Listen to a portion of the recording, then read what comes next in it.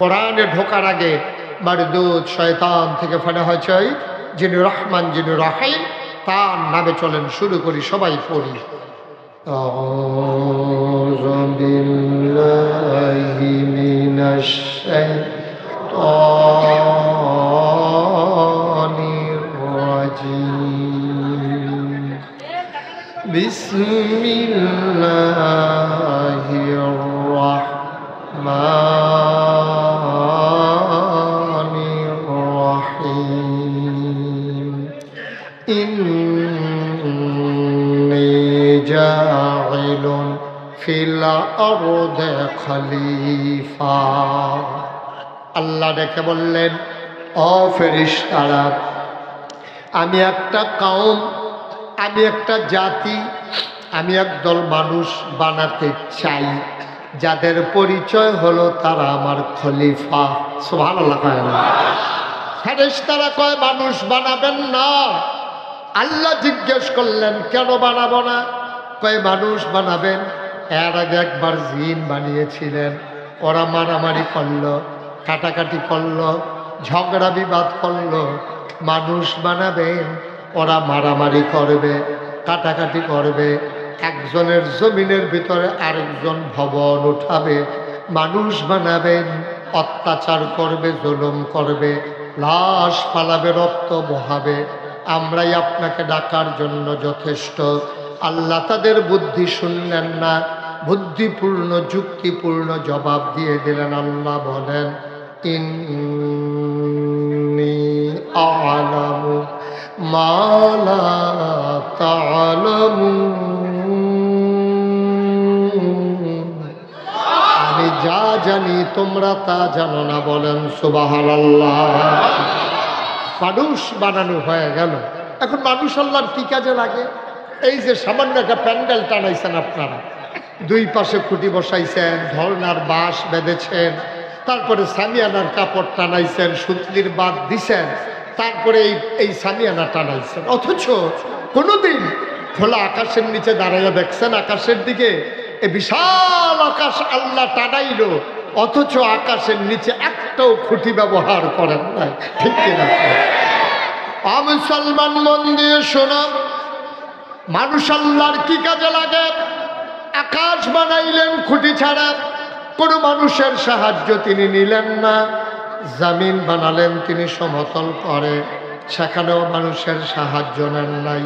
পৃথিবী যেন হঠাৎ করে নড়ে চড়ে না উঠে, জায়গায় জায়গায় আল্লাহ পেরেক বসাই দিলেন।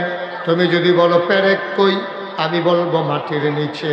তুমি যদি বলো পেরেকের মাথা কই, আমি বলবো খাগড়াছড়ি, বান্দরবন, রাঙ্গামাটি, ময়নামতি, ক্যান্টনমেন্ট। ঘুরে ঘুরে দেখে আসো, ওই যে দেখো পাহাড়, ওইগুলাই হইল পেরেকের মাথা। বলো সুবহানাল্লাহ।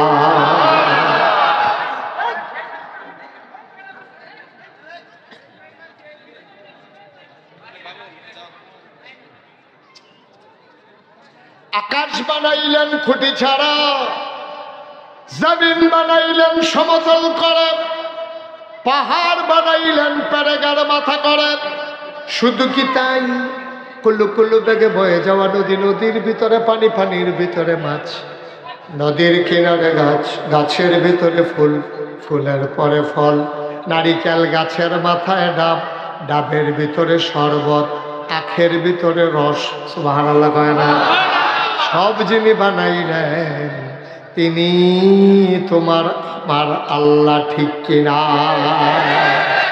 কেন আল্লাহ মানুষ বানাইলেন জানতে মন চায় নাকি চায় না? আমি আল্লাহর কাছে জানতে চাইলাম, মাওলা ও রব্বে করিম, আপনি কেন মানুষ বানিয়েছেন বলে দেন দেখি।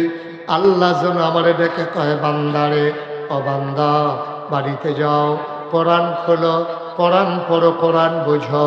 আল কোরআনের ভিতরে ১৫০০ বছর আগে আমি আল্লাহ বলে দিয়েছি আমি আল্লাহ কেন মানুষ বানাইছি। বলো সুবহানাল্লাহ। আমি কোরআন খুলে খুলে দেখি ৩০ পারা কোরআন, ১১৪টা সূরা, সবচেয়ে বড় সূরার নাম সূরা বাকারা, ২৮৬টা আয়াত, ৪০টা রুকু। আল্লাহ ডেকে কয়, ইয়া আইয়ুহান নাস। সুবহানাল্লাহ কয় না? আমাদের আমরা যারা এখানে আছি আমাদের সবাইকে আল্লাহ ডাক দিয়ে ইয়া আইয়ুহান নাস, হ্যাঁ মানুষেরা। আমরা বলি জি আল্লাহ। তা তোমরা জানতে চেয়েছিলে আমি কেন মানুষ বানিয়েছি। ও বুদু, তোমরা আবাদত করো। সুবহানাল্লাহ বলবেন না? আমরা জানতে চাইলাম আল্লাহ আপনি মানুষ কেন বানাইছেন। আল্লাহ কয় ও বুদু, তোমরা আবাদত করো। আমি বলি কার? রব্বাকুম, যিনি তোমার রব। আমি বলি রবকে? তাআল্লাযী খালাকাকুম, যিনি তোমাদেরকে সৃষ্টি করেছেন। সুবহানাল্লাহ বলবেন না? আমি বলি কে আমাকে সৃষ্টি করেছে? আমার আব্বা, আমার আম্মা। যখন যৌবন দীপ্ত প্রাণ তাদের যখন বিয়ে বন্ধনে আবদ্ধ করে দেওয়া হলো, মধুর বাসরে যখন দেওয়া হলো, বাবার পিঠ থেকে মায়ের বুক থেকে 2 ফোঁটা পানি সবেগে নির্গত হয়ে মায়ের ইন্টেন্সিভ কেয়ার, মায়ের সুরক্ষিত দুর্গ, মায়ের রেহেবের ভেতরে 2 ফোঁটা পানি একসাথে হয়ে গেল। মেডিকেল সায়েন্স বলে পিতার পানির ভিতরে থাকে শুক্রাণু, মায়ের পানির ভিতরে থাকে ডিম্বাণু। শুক্রাণু আর ডিম্বাণুর মিলনে জীবনের পয়দা হয়। ফোঁটা পানি মায়ের রেহেমের ভিতরে একসাথে হয়ে গেল, ফোঁটা পানি হয়ে গেল ফোঁটা রক্ত, ফোঁটা রক্ত হয়ে গেল গোশতের টুকরা, গোশতের টুকরা প্রলম্বিত হলো, হাত হলো, নাক হলো, পা হলো, মুখ হলো, চোখ হলো, কান হলো, সব হয়ে গেল। সন্তান তিল তিল করে বড় হয়। আল্লাহর চিন্তা পেটের ভিতরে সন্তান খাবে কি, মায়েরও কোনো চিন্তা নাই। সন্তান পেটে মা গার্মেন্টসে কাজ করে যায়, সন্তান পেটে বাবা দোকানদারি করার জন্য খায়। সন্তান বাবা ওই দোকানদারি করে আর মা গার্মেন্টসে চাকরি করে, দোকানদারি করে, অফিস করে। সন্তান পেটের ভিতরে বড় হয়, মায়েরও খবর নাই, বাবারও খবর নাই।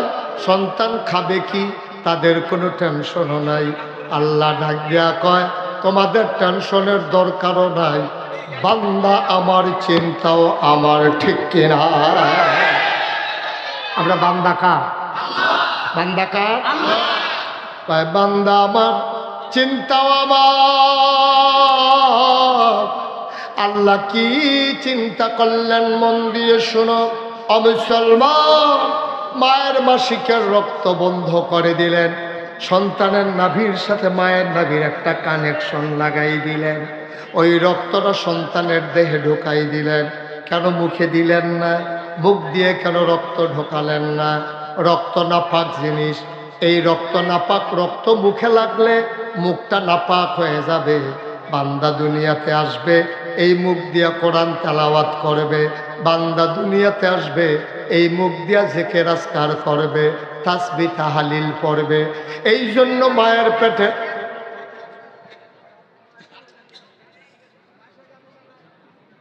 কিভাবে সম্ভব বলো?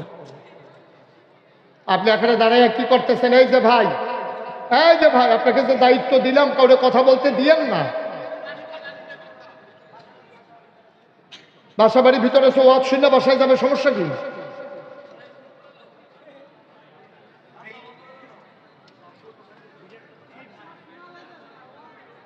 সবাই পড়েন আমিন, জোরে পড়েন, আরো জোরে।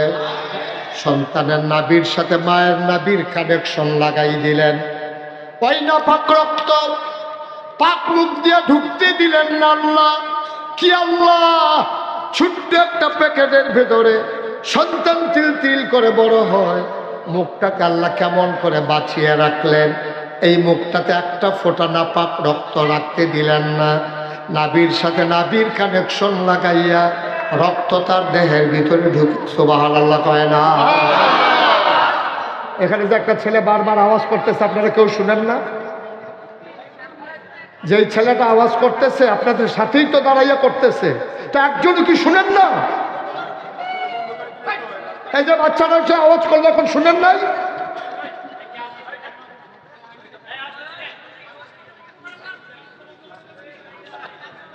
লা হাওলা ওয়ালা কুওয়াতা ইল্লা বিল্লাহ। ভাই এমন জায়গা আবার আনলেন কেন হাবিব ভাই আপনি? এটা কি মাহফিলের জায়গা? এটা কি মাঠ? এটা কি মাহফিলের পরিবেশ? এটা কেন আনলেন আমাকে এখানে? আপনি জানেন আমি আসলে হাজার হাজার মানুষ হবে, তাহলে এই জায়গাটাতে, এই চিপাটাতে আমার কেন আনলেন আপনি? এটা কি মাহফিলের জায়গা? এটা আমি তো আপনাকে বারবার জিজ্ঞেস করেছি বড় মাঠ আছে কিনা, আপনি বলছেন যে অনেক বড় মাঠ আছে। এটা বড় মাঠ? এটা কি মাঠ হইল? এটা লোকের চলাচলের জায়গা, এখানে কয়জন লোক বসতে পারে? তা আওয়াজ তো করবেই। আপনি খানার দাওয়াত দিয়ে না খাওয়াইলে হাতে যে কই নিয়েছে না, এটাই তো বেশি। এটা কিভাবে সম্ভব? কেন, কোন বুদ্ধিতে আপনি এখানে মাহফিলটা দিলেন আপনারা? আমি কিছু বুঝলামই না। আমি বিরক্ত হয়ে যাচ্ছে। আমি 10 মাহফিলে অত বিরক্ত হই না, এক মাহফিলে যত বিরক্ত হচ্ছে আমি। ভাই কতবার বলা যায়?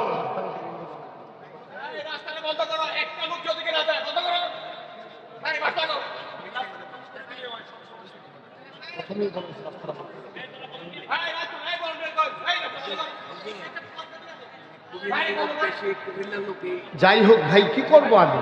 আমাকে তো সুযোগ দিতে হবে।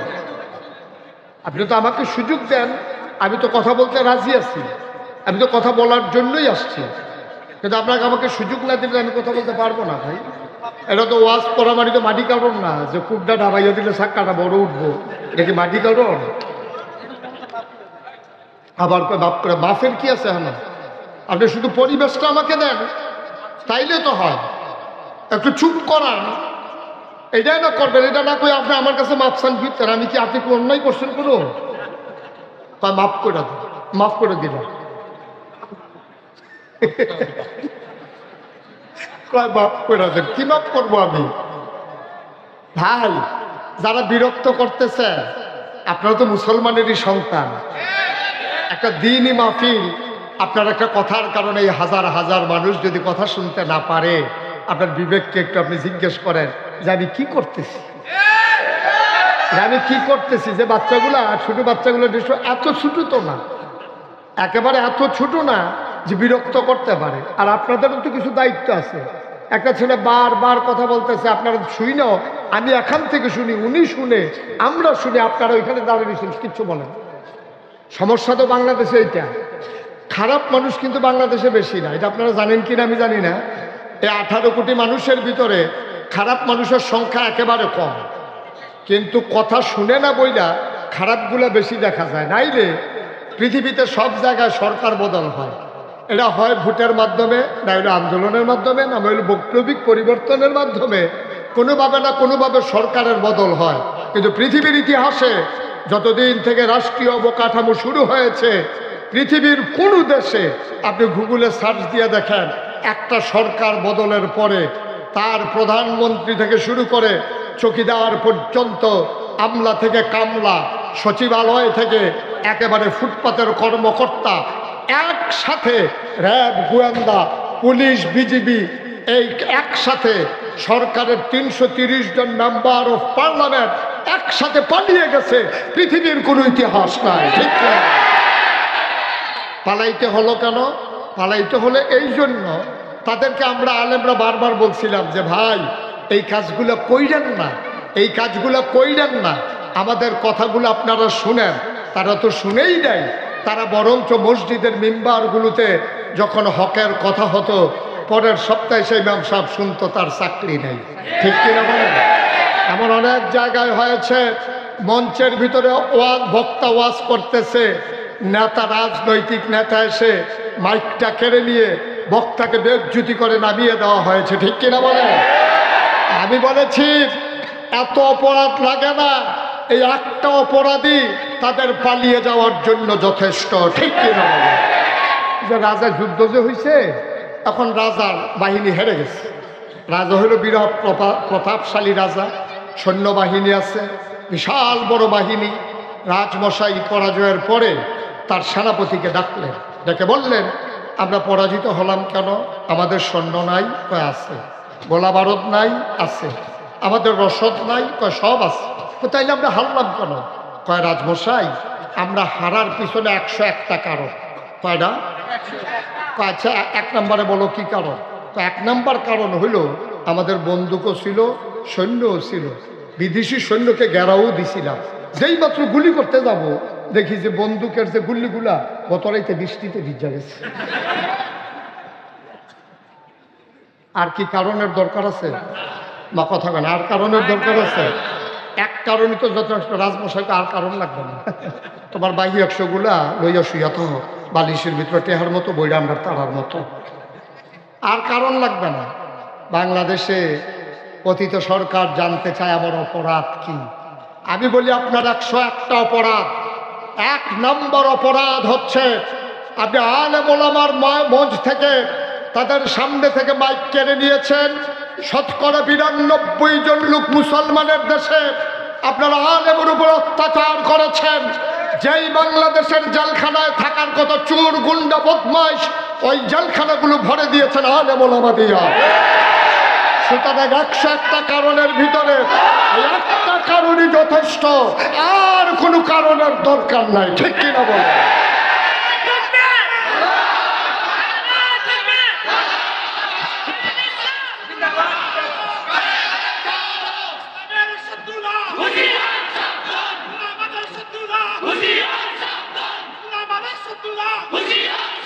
সবাই পড়েন আমিন, জোরে পড়েন আমিন। কারণ আলেমদের সাথে বেয়াদবি করে কেউ পার পেয়েছে এটার কোনো প্রমাণ নাই। কারণ আল্লাহর নবী 1000 বছর আগে বলেছেন লা হিজাবা বাইনাহু ওয়া বাইনাল্লাহ, তার মাঝে আর আল্লাহর মাঝে কোনো পর্দা নাই। সাহাবারা কয় ইয়া রাসূলুল্লাহ কার মাঝে আল্লাহর মাঝে পর্দা নাই?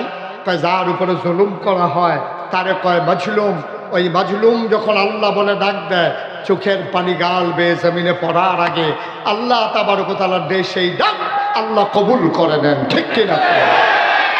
সুতরাং এটাই একটা কারণ, আর কোনো কারণ লাগবে না। এই এক কারণই যথেষ্ট। ঠিক কিনা বলেন?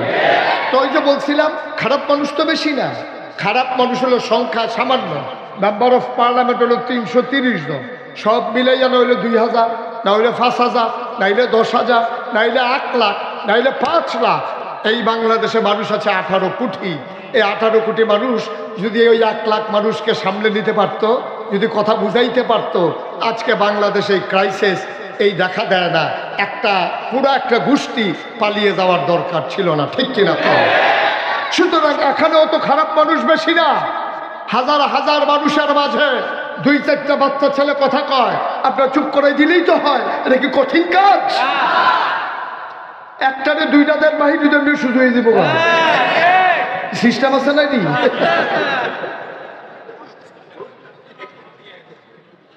রাতবার কোয়া লাগে আমি হুজুরই এটাকে কই কেমনে কইতেও তো বুঝেন না দেখে একটা প্রেসক্রিপশন দিয়ে দিলেন যেইটা কথা বলো দেখবেন সাথে সাথে সুজা দেখবেন বাইরে দেখবেন আরে বাবা রে একদূর কই এইরকম বেশি কইলে জানি কিরকম। আমিন কর। আমরা ভদ্র মানুষ, আমরা মুসলমানের সন্তান, সুতরাং আমরা চিৎকার চেঁচামেচি করে মাহফিলের পরিবেশ নষ্ট করব না ইনশাআল্লাহ। আল্লাহ যেন কবুল করে সবাই করা আগে। ভাই আপনি কি মনে করছেন এমনি আপনার এই যে লোকটা বিশাল ভূমিকা পালন করে? অসংখ্য ধন্যবাদ আপনাকে। এতক্ষণ আপনি কই আসলেন? এই যে একজনের কথা কইতে হয়েছে আপনি ইশারা দিচ্ছেন, এটাই তো সুন্দর। তাহলে তার কেউ কথা বলতে পারে না। ঠিক কিনা কম? প্রথম বুঝাইয়া কইবেন, এরপরেও যদি কথা না শুনে এরপরে অন্যতম করবেন। কি করবেন আমার বলার দরকার কি? আপনারা বুঝ করে কইবেন, হালকা দিয়ে ডাক্তারের কাম লাগাইয়েন না। আমিন কন, জুড়ে কন, আরো জুড়ে। মাশাআল্লাহ তখন একটা পরিবেশ হয়েছে। আমার 1 ঘন্টা সময় নিলেন আর কি। 1 ঘন্টা হয়েছে আমি যে মাইকটা নিচ্ছি। আবার ইশারায় চুপ করাই দেন। আমিন কন। ভাই আমরা এখানে যারা আছি জান্নাতে যেতে চাই না কি চাই না? সবাই বুঝ করে নেন, নাইলে ঘরতে বুঝাইয়েন গিয়া। সবাই কি একমত? আমরা কি জান্নাতে যেতে চাই? সবাই চান? সবাই চান? দেহ কে হাত তুলছে না? দেহ হ্যাঁ মনে করছে আমার কি আর হালাইয়া যাইব? হাত নামা। মাশাআল্লাহ সবাই আমরা জান্নাতে যেতে চাই। এখন জান্নাতে যদি যেতে হয় এমনি এমনি তো যেতে পারবেন না। আপনি যদি বলেন আমি 5 পাস, তাহলে বলবে দেখি সার্টিফিকেট দেখি। আপনি যদি বলেন আমি ম্যাট্রিক পাস, বলবে যে দেখি সার্টিফিকেট দেখি। তাহলে 5 পাস প্রমাণ করার জন্য যদি সার্টিফিকেট লাগে, ম্যাট্রিক পাস প্রমাণ করার জন্য যদি সার্টিফিকেট লাগে, আপনি যদি কন্ট্রাক্টর বলেন আমি কন্ট্রাক্টর, বলবেন যে দেখি লাইসেন্স দেখি, এটা স্বাভাবিক জিনিস। তাইলে এবার আপনি বলেন, আপনি যে বলবেন আপনি জান্নাতে যেতে চান, তাহলে আল্লাহ যদি বলে দেখি তুমি জান্নাতের কি কাজ করছো, তখন কি বলবেন? আল্লাহ তো বলতেই পারেন যে তুমি জান্নাতে যেতে চাও, দেখি জান্নাতের কি কাজ করেছো তুমি। আপনি যদি এখানে গিয়ে বাস স্ট্যান্ডে বাসে উঠেন আর যদি বলেন আমি সাভার যেতে চাই, তাইলে বাসে উঠলেন, এখন কন্ট্রাক্টর বলবে ভাড়া দেন। আপনি যদি ভাড়া দিতে না পারেন তাহলে আপনার সাবান নেবে না আশুলি গিয়ে ধাক্কা দিয়ে নামাই দেবে? আশুলি গিয়ে ধাক্কা দিয়ে নামাই দেবে। ভাড়া নাই বেড়ে উঠে বসে রইছ, আপনি যতই কথা বলেন আপনাকে যাইতে দেওয়া হবে। মুসলমান, তুমি যদি জান্নাতে যেতে চাও তোমারে পরীক্ষা দেওয়া লাগবে। আজকে আমরা জান্নাতে যেতে হলে কি পরীক্ষা দেওয়া লাগবে সেই সম্পর্কে আজকের আলোচনা। ওয়ামা তৌফিকি ইল্লা বিল্লাহ। সবাই পড়ে না আমিন? সবাই রেডি? পরীক্ষা দেওয়ার জন্য প্রস্তুত? সবাই প্রস্তুত ইনশাআল্লাহ? কোনো কাপাকাপি হবে না তো ইনশাআল্লাহ? কথা তো একটা মনে পড়ছে, এটা কি বলে ফেলবো নাকি? কইয়েই নাই আর আইনা নাই, এখানে আমার সম্ভাবনা নাই, এটা চিন্তা করে লাভ নাই। মার হাবা কয় না, যেরকম মার হাবা। তাইলে আমরা যেন পরে কাপাকাপি। ওই ছেলে যে একটা পরীক্ষা দিতে গেছে, পরীক্ষার হলে গিয়া সে বসে বসে কাঁপতেছে।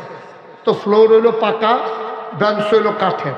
এখন কাঠের বেঞ্চে বসে, এরকম যেমন কাঠের চেয়ার, এখন কাঠের বেঞ্চে বসা ও যখন কাঁপতেছে, এখন ফ্লোরের ভিতরে যখন ঘষা খায় কাঠ, তখন ঠট ঠট ঠট ঠট করে আওয়াজ হইতেছে।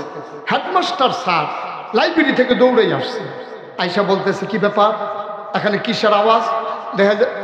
দেখে যে একটা ছেলে বৈশা বৈশা এখানে কাঁপতেছে। তো স্যার বলতেছে তুমি কাঁপো কেন? স্যার কাঁপি না। কারণ তুমি কাঁপতে আছো, আওয়াজ শুনে আমি আইলাম। জি না স্যার কাঁপি না। স্যার কারি দেখি তুমি তো অহনো কাঁপতে আছো। জি না স্যার কাঁপি না।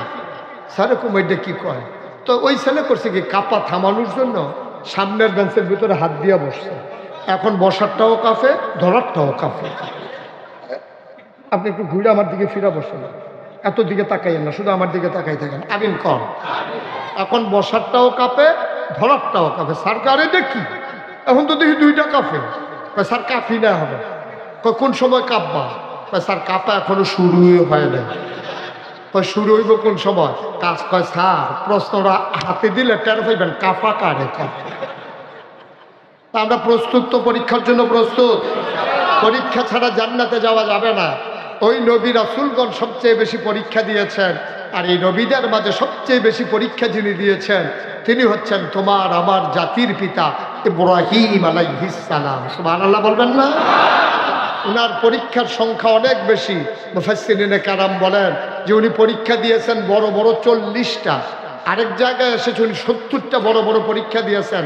একটা পরীক্ষায়ও আমরা সাধারণ মানুষ, আমি পীর সাহেব, উনি আলেম মানুষ, এই যে আমাদের হাবিব ভাই, অনেক কিনা কি ভাই অহনো খুকা না, বড় হয়েছে। মারহাবা কর আছে। কিছু কিছু ভাই আছে সারা মরণে রাখুন তো খুকা। আমরা এক চাষিয়া ছিল, এমনি কয় বছর আগে মারা গেছে। আপনারা জিজ্ঞেসে কোন চাষি মারা গেছে, আমরা কিছু নতুন চাষি। ওনার নাম দেওয়া ছিল নতুন চাষি। এই যে বলছে এটা মরা রাখ পর্যন্ত উনি নতুনই ছিল।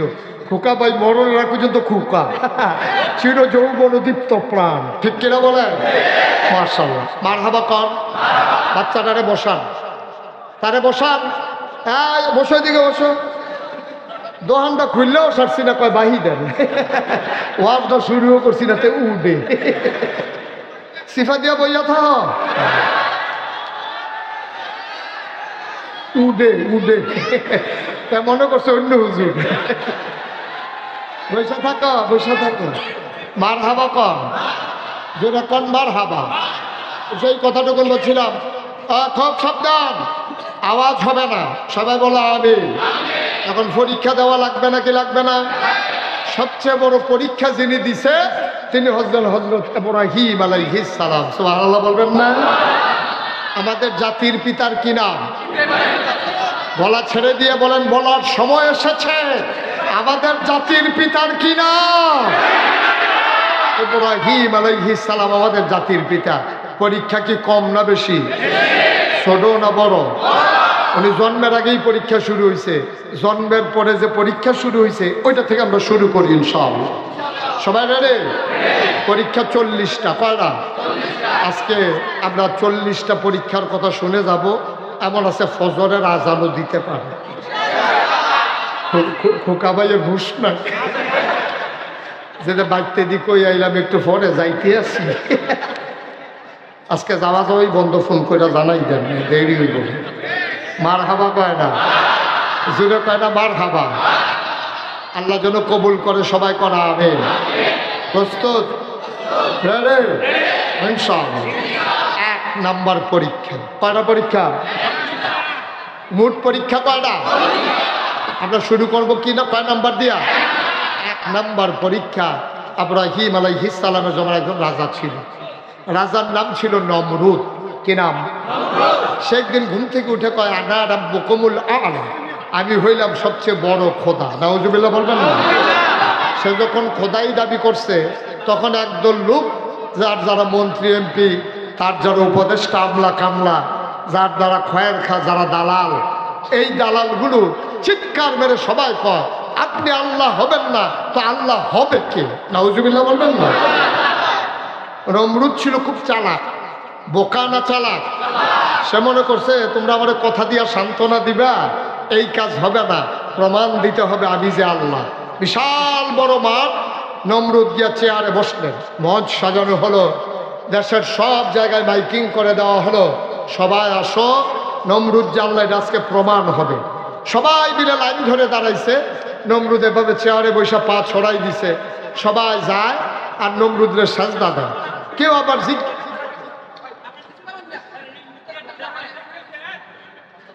আপনি একজনে কি করছেন বুঝতেছেন? কি করছেন আপনি একজনে, এটা কি বুঝতেছেন? আপনি এটা বুঝার মতো বুদ্ধি আছে তো না? জি, ওকে ফাইন, থাক। একজন যা করছে করছে, সবাই মিলে আমরা ধৈর্য ধরি। জি, সবাই করে না আমি। এখন নমরুদে দাবি করছে আমি খোদা, মনে আছে তো কথা? আমি আল্লাহ, বড় আল্লাহ। এখন সব, নমরুদ তো চালাক মানুষ, মনে করছে যে মুখে মুখে সবাই সান্ত্বনা দেয়। সবাইকে নিয়ে পরীক্ষা নিলেন। তোরাক মাঠে আসো। তোরাক মাঠে বড় মঞ্চ করা হলো, সবাই মিলে নমরুদের পায়ে সাজদা দিবা আইন করা হলো, মাইকে ঘোষণা হলো আল্লাহর পায়ে সবাই সাজদা দেয়। এখন একজন একজনকে, যেহেতু আল্লাহ সাজদা তো পাও নাই, তো একজন একজন সাজদা দেয়। আবার যাদের সাথে একটু পরিচিত আছে তারা আবার জিজ্ঞেস করলে আল্লাহ শরীর কেমন? আছি, আগে তো শুধু রাজা আসছিলাম, তো এখন তো আল্লাহ হয়েছি, দায়িত্ব বাইরে গেছে, এখন এই টেনশনের ভিতর দিয়ে আসি আর কি। এই আলাপ সালাপ চলতে আছে, এর ভিতর দিয়ে এক গোয়েন্দা, কিয়েন্দা, কিয়েন্দা, গোয়েন্দা কারে কয় বুঝেন তো না? গোপন খবর যে গোপনে গোপনে কয় তারে কয় গোয়েন্দা। এই গোয়েন্দা এসে নমরুদের কানে কানে কয় আল্লাহ। কারে কয়? বা কথা বলে কারে কয়? আপনারা তো বলতে পারছেন কারে কয়। আমি দাউদকান্দি মাহফিলে যখন জিজ্ঞেসি কারে কয়, সবাই কয় হুজুর আমরা কি হ্যাঁ না আসলাম, আমরা কেমনে করবো কারে কয়? আপনি তো রাজধানীর মানুষের জন্য বুঝা ফেলাইছেন, তারা করে কারে কয়? নমরুদরা কয় আল্লাহ। কয় কি? কয় ওই যে এই আপনাকে যে সবাই সাজদা দিতে আছে, সবাই তো সাজদা দিতে, একজন তো আসে নাই। কে আসে নাই? কয় তার নাম ইব্রাহিম। সুবহানাল্লাহ বলবেন না? হ্যাঁ, ইব্রাহিম। সে কি আমাকে আল্লাহ মানে না? আল্লাহ মানলে তো আসতোই, সে তো আসে নাই। তো ওকে, ওর বাবাকে ডাকো। তো বাবার নাম হলো আজর। বাবার নাম কি? আজরকে ডাকা হলো। বললো এই আজর, তোমার ছেলে ইব্রাহিম কই? আল্লাহ মাঠেই তো আছে। তো আমার গোয়েন্দারা খবর নিয়েছে তোমার ছেলে মাঠে নাই, আমাকে সেজদা দেওয়া লাগবে, এই জন্য সে আসে নাই। আজর বলতেছে আল্লাহ একটা কথা কইলেন, আমি তার আব্বা, আমি আপনারে মানি, আর আপনার সন্তান, আমার সন্তান ইব্রাহিম আপনাকে মানবে না, এটা আপনি বিশ্বাস করেন? তাহলে খবর নাও, কই আছে দেখো। এখন আজর বাড়ি গেছে, ঘুরতে ঘুরতে দেখে মাঠে কোথাও নাই, বাড়িতে গেছে, গিয়া দেখে আমাদের ইব্রাহিম, আমাদের আব্বা। আমাদের কি? ছুড়ে বলবেন আমাদের কি? আব্বারে আব্বা ডাকতে শরম লাগে না? আজাগায় কোন জায়গায় মাঝারি গিয়ে পারো ভালো। হ্যাঁ, মাঝারি গিয়ে ধপ পুড়িয়ে পড়ে যাবে আব্বা কইয়া।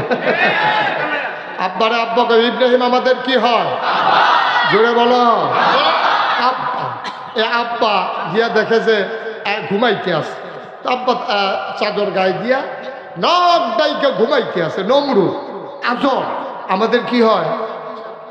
আজর আমাদের কি হয়? দাদা। আব্বার আব্বা কি হয়? আরে বাপটা তো ছিল ভালো, দাদাটা না সিটার পড়ছে।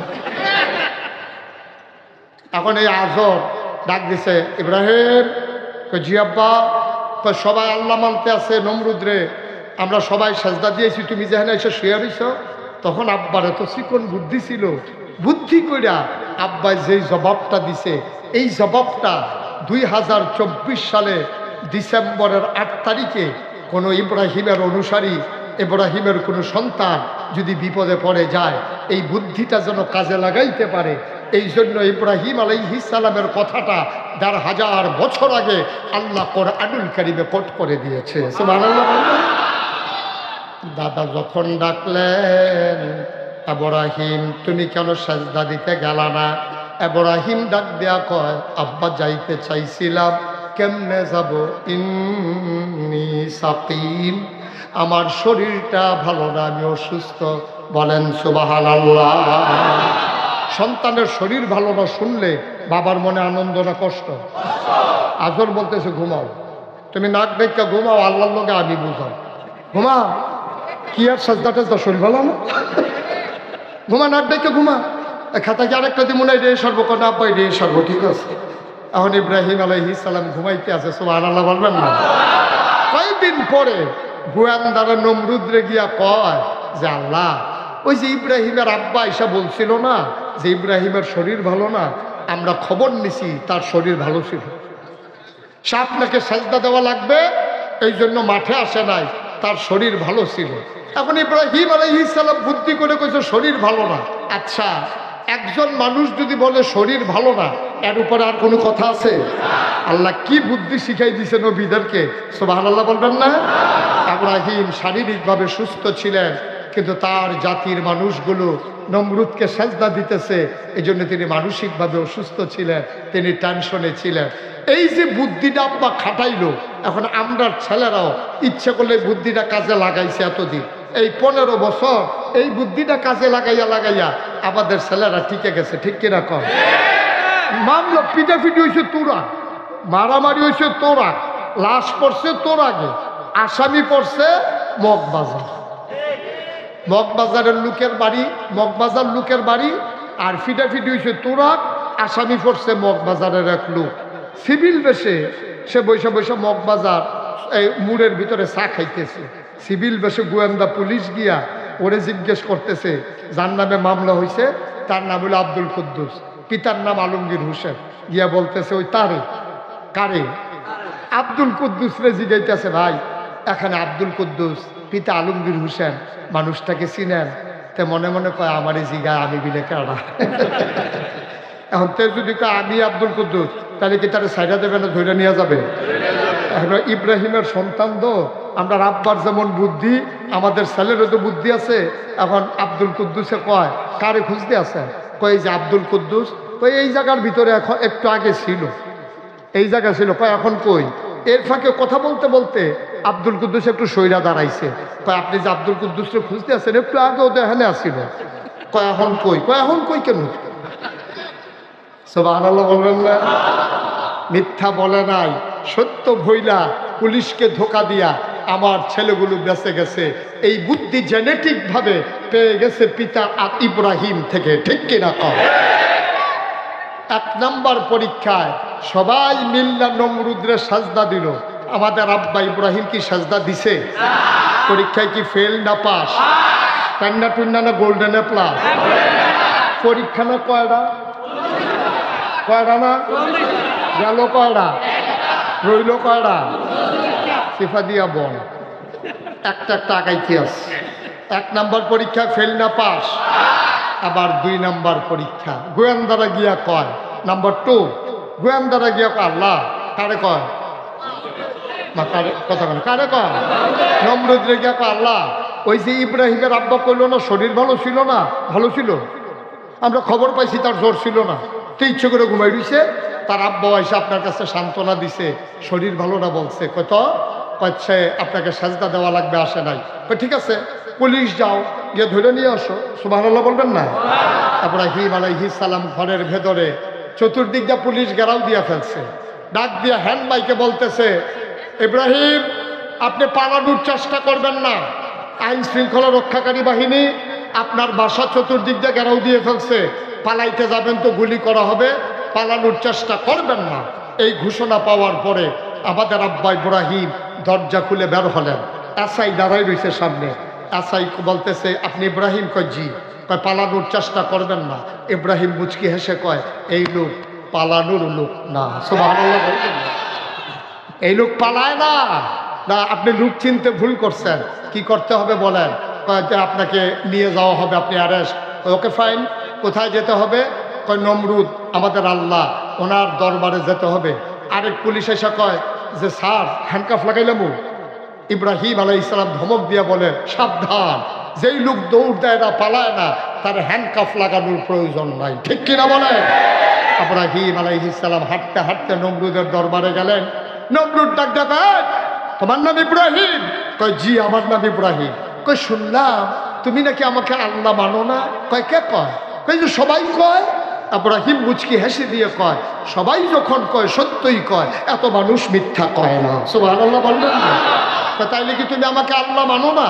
এটা তো শুনলেনি, বারবার শুনতে কি ইচ্ছা লাগে নাকি? শুনলেন তো মানি না। আবার বলো ভিতরে আসো। চেয়ারে বসানো হলো। ইব্রাহিম আলাইহিস সালামের হাতে ধরলেন, ধরে বলতেছে, সবাই আমার আল্লাহ মানে, আমার খুব শখ ছিল আল্লাহ হবা, আমি আল্লাহ হয়েছি, সবাই আমার আল্লাহ মানে, তুমি মেনে গেলে একচেটিয়া হয়ে যায়, তোমার জন্য আমি একচেটিয়া আল্লাহ হইতে পারি নাই, তোমার সমস্যাটা কি? আমাদের আব্বা ইব্রাহিম মুচকি হেসে কয়, আমিও চিন্তা করছিলাম যে আপনাকে আল্লাহ মেনে নেব, কত না করলো কে? চিন্তা করে দেখলাম আপনি কি সারা জীবন থাকবেন না মরে যাবেন। এখন নমরুদ চুপ মেরে গেছে। ইব্রাহিম কয়, কথা কন, আপনি কি সারা জীবন থাকবেন না মরে যাবেন? নমরুদ চুপ মেরে, ইব্রাহিম যখন প্রশ্ন করছে নমরুদ চুপ মেরে বসে গেছে। ইব্রাহিম আলাইহিস সালাম বলতেছে, বলেন আপনি কি থাকবেন না মরে যাবেন? তো নমরুদ মনে মনে কয়, থাকলে ভালো হয় নাকি মরে গেলে ভালো, এটি তো হিসাব মিলাইতে পারতেছে। সে তো আমার মাইনকা সিফাত ফলাই দিছে দেখি। এখন কি করা? শেষ পর্যন্ত নমরুদ বলতেছে, ইব্রাহিম মানুষের মাঝে আল্লাহ বাঁচলে আর কয়দিন, একদিন তো মরেই যাব। আবার ইব্রাহিম মুচকি হাসি দিয়া কয়, এই জন্যই তো আপনাকে আল্লাহ মানা যাবে না। সুবহানাল্লাহ বলবেন না? আপনি নিজেই স্বীকার করে নিয়েছেন, আপনি নিজেই স্বীকার করে নিয়েছেন আপনি সারা জীবন থাকবেন না, একদিন মরে যাবেন।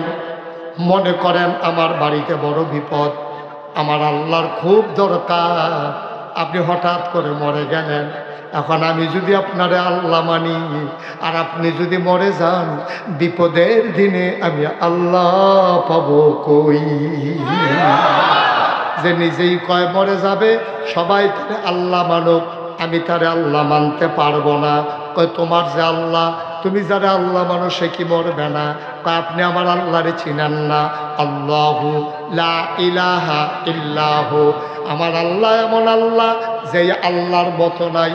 ওয়াল হাইয়ুল কাইয়ুম, তিনি চিরঞ্জীব, তিনি চিরস্থায়ী। লা তাখুযুহু সিনাতুন ওয়ালা নাওম। আপনি বলেন আমার আল্লাহ মরবে কিনা? আমার আল্লাহ তো ঘুমায় না, ঘুমাবে দূরের কথা, আমার আল্লাহকে ঝিমুনিও স্পর্শ করতে পারে না। এখন নমরুদের রাগ কমছে না বাড়ছে? সাংঘাতিক রাগ, বেশি বাইরে গেছো তুমি। আমরা দেশে যখন বুদ্ধি পারে না, তখন মানুষটারে সাইজ করে মামলা দিয়া, ঠিক কিনা কয়? এক একজনের নামে 100, 150, 250 মামলা, হাজিরা দিতে দিতে বাদ শেষ, মামলা শেষ হয় না, ঠিক কিনা কও? এটা হলো সাইজ করার অভিনব পদ্ধতি। এটা নমরুদেও শিখছে। নমরুদের সাংঘাতিক রাগ হইয়া ইব্রাহিম আলাইহিস সালাম রে ধমক দিছে।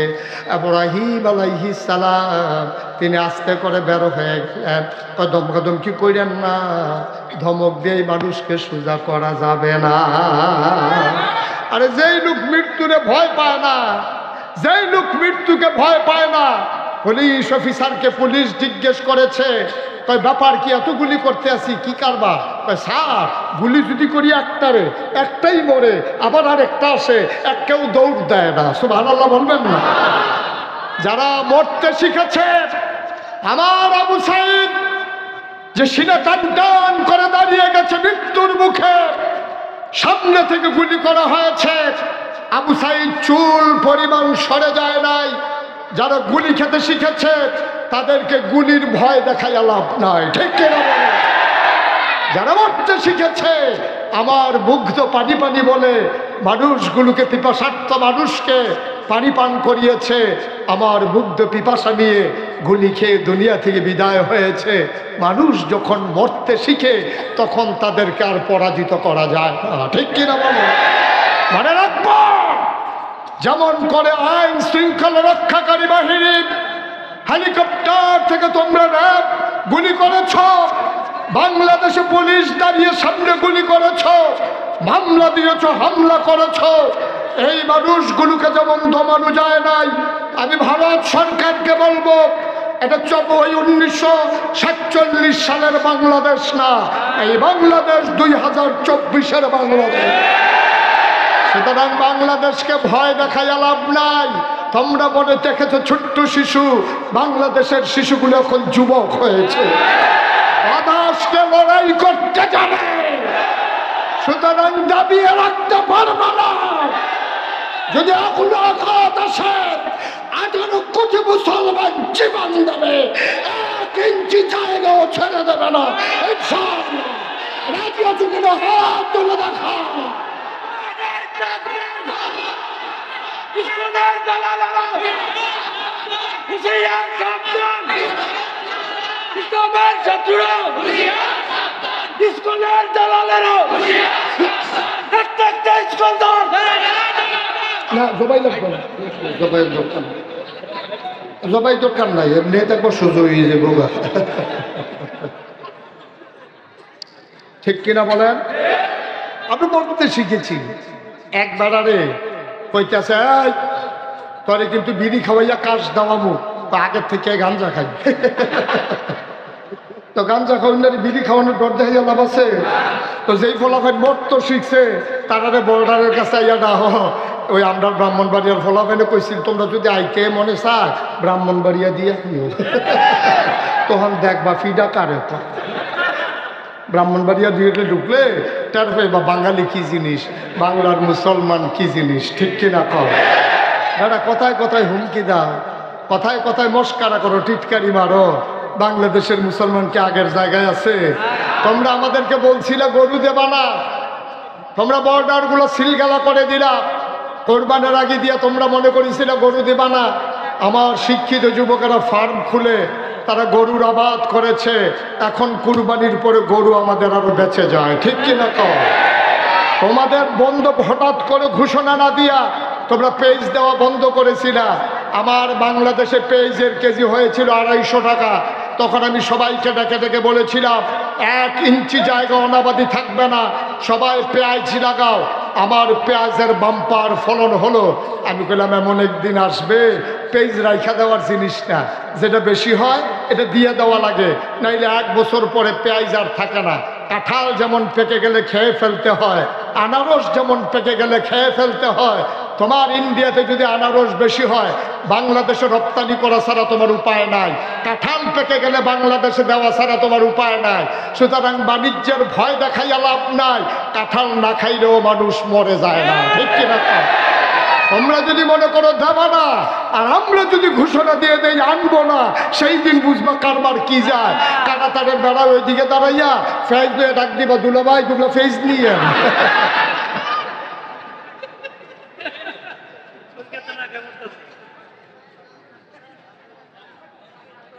ঠিক কিনা কম? কষ্ট হচ্ছে তোমাদের?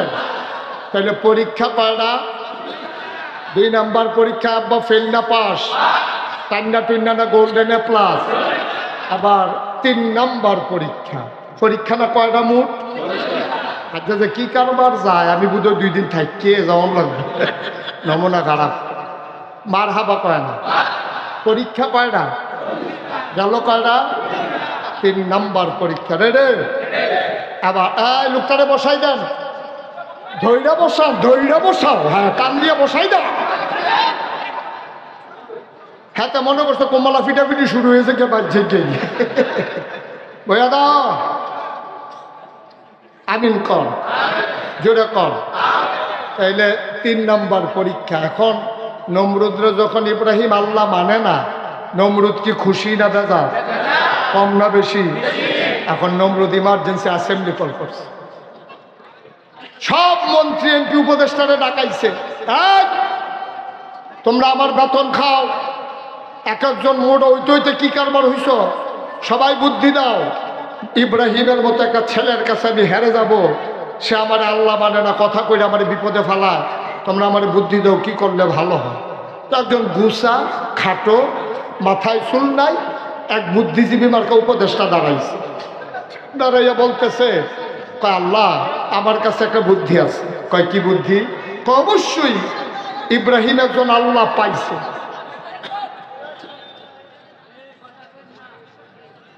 ইব্রাহিম একজন আল্লাহ পাইয়া সে ওই আল্লাহ মানতেছে, আপনাকে ছেড়ে দিছে, তা আমার কাছে একটা বুদ্ধি আছে। কয় কি বুদ্ধি?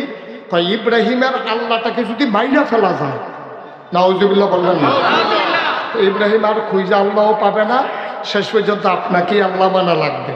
নমরুদ কয় বুদ্ধি পছন্দ হয়েছে, বুদ্ধি পছন্দ হয়েছে। এই কে বুদ্ধি দিছিল? দাঁড়াও। এখন গুসা মন্ত্রী খাটো মন্ত্রী তো চুল নাই মাথায় দাঁড়াইছে, দাঁড়ানোর পরে বলতেছে তুমি বুদ্ধি দিছিলে ইব্রাহিমের আল্লাহরে মানলে ভালো হয়? কই জি আল্লাহ। কয় তাইলে তুমি বলো ইব্রাহিমের আল্লাহ থাকে কই? সুবহানাল্লাহ কয় না। এখন খাটো মন্ত্রী বলতেছে আল্লাহ এতদূর বুঝছি যে এই মাইরা ফেললে ভালো হবে, কিন্তু কই থাকে এই কথাও বলা লাগবে, জানলে আমি প্রথম বুদ্ধিও দিতাম না। আমি কেমনে কমু কই থাকে, বাইরা লাইলে ভালোই বইটা বুঝছি। আরেকজন কয় আমি জানি কই থাকে। কয় কই থাকে? কয় আমি দেখছি আমরা ইব্রাহিমকে যখন টিটকারি মারি মস্কারা করি, তখন ইব্রাহিম দেখছি আকাশের দিকে তাকাইয়া হাত বাড়াইয়া কান্দে, তাইলে বুঝা গেল ইব্রাহিম আর আল্লাহ বোধহয় আকাশে থাকে। সুবহানাল্লাহ বলবেন না? নমরুদ ডাক দেয়া কয় তাইলে মারার কি কোনো বুদ্ধি নাই? একটাই বুদ্ধি আছে, সাভার এলাকায় আসলি এলাকায় যত ইটের ভাট্টা আছে সব ইট এনে তোরাক মাঠে জমা করতে হবে, উঁচা একটা মিনারা বানাইতে হবে, একজন লোককে তীর মারা শিখাইতে হবে, ওই তীর মাইরা ইব্রাহিমের আল্লাহকে আকাশেই মারতে হবে।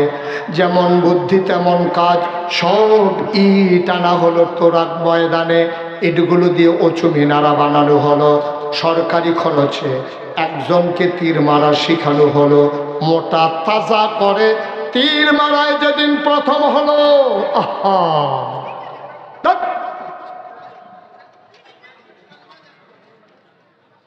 তীর মারায় যেদিন প্রথম হলো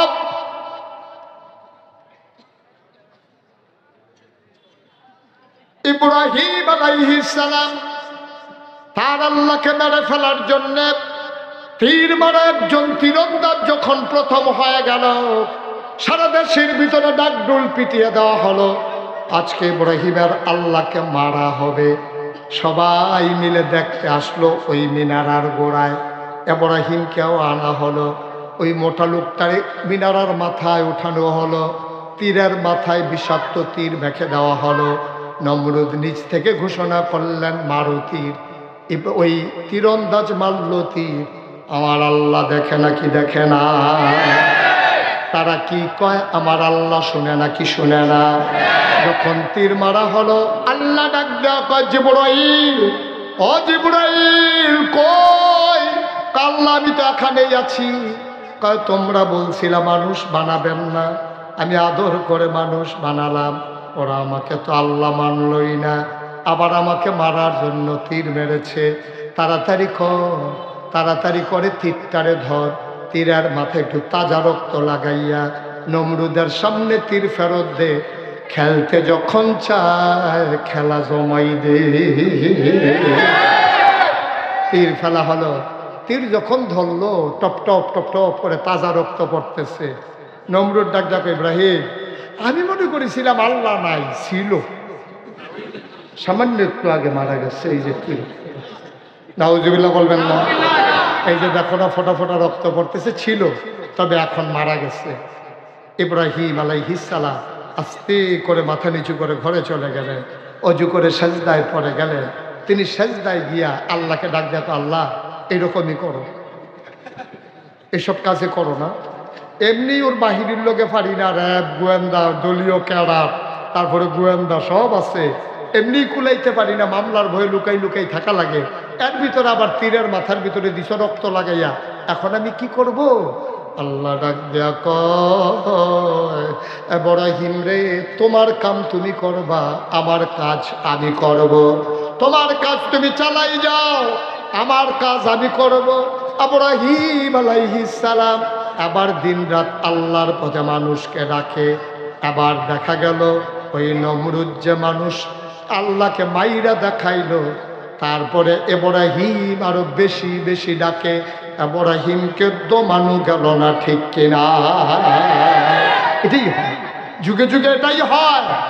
মনে রাখবা, অন্যায়ভাবে জুলুম করে নির্যাতন করে ইচ্ছে করলেই ক্ষমতার মসনদ পাকাপুক্ত করা যায় না।